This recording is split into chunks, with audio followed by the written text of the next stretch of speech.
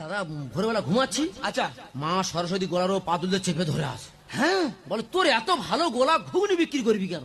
এ মা মায়েরি দা আমি বলছি ভাই তোর কপাল থেকে দেই তো কপাল দেখি আরে কপাল থেকে টাটার সময় ঠিক রে বেরিয়েছে।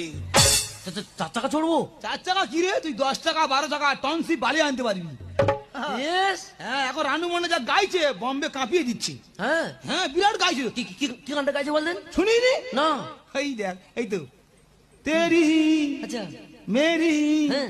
গাড়ি ভ্যাড়ি। Yes!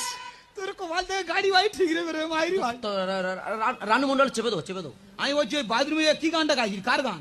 রামকানায় গান। রামকানা গান? হ্যাঁ তো খুব ভালো গান কি ভাই, ওই গান তুই গা ভালো করে গাইবি আর আমার কাছে মোবাইল করবো। হ্যাঁ। ও বাবা রে, একবার যদি এই মানুষ খেয়ে ফেলে এই গানটা আর লোকে তোকে লাইক দেবে, তোর কপাল থেকে গাড়ি ভাই ঠিক রে।